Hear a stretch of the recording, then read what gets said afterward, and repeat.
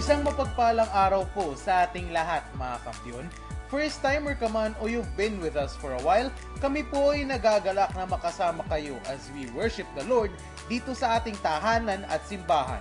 Life Church, the home of champions. Samahan niyo po kami at ating balikan ng kabutihan ng Panginoon at ang kanyang pagkilos sa pamamagitan mo at ng kanyang simbahan dito sa Life News. Last Sunday, we were very blessed to have with us Pastor Joseph Zabarte, the senior pastor of Word of Life Christian Ministries. We are very privileged to have him speak the message on our worship celebrations na ginaganap 9 a.m. and 3 p.m. sa Puerto Princesa City Coliseum.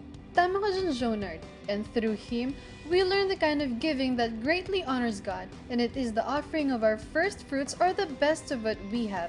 Binigyan din niya kung gaano kahalaga ang tithing o ang pagbibigay ng ating ikapo. This, together with a cheerful heart and the knowledge of the promises that God has in store for us, will definitely lead to their fulfillment. To take a look at what happened last Sunday, panoorin natin to.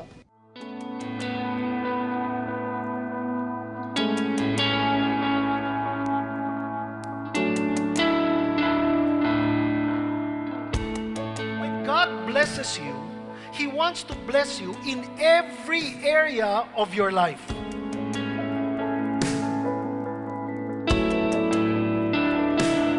There are two reasons why there are poor believers. They are not faithful with their tithe, and they are not giving their offerings cheerfully and generously.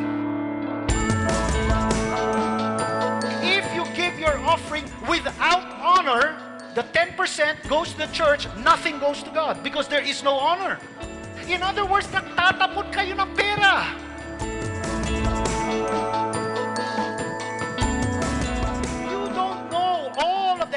Of those things, but God is an accountant. He knows what you did, and there is a corresponding reward that goes with every good work. And there is, let me tell you something, the Spirit of the Lord is in this place. There is something that God will release. There is a reward that is waiting to be released upon you, and it will come to you in this year. Noong nakaraang linggo, nagbukas po muli ang ating Life Kits para sa kanilang second semester kung saan patuloy na hinuhubog ang ating kabataan at a very young age to have the best relationship that they could have with God. They cater champions ages 4 to 6, 7 to 9, and 10 to 11. Tayo'y mga mandirigma ng Panginoon at tayo'y Kanyang inilagay sa mga lugar na ating kinalalagyan at mga taong ating nakasasalamuha upang siya'y ating irepresenta. Kaya naman inanyayahan namin kayo to join us as we intercede for the ones we love and care about sa ating morning watch. Yan ay sa darating na Sabado sa ganap na alas 5:30 ng umaga sa ating tahanan sa Junction 2 San Pedro. And these were the things God has done through you and through His church this week. Kami po ay nananalangin na patuloy namin kayong makasama as the days go by and events unfold on the ground or through our social media pages.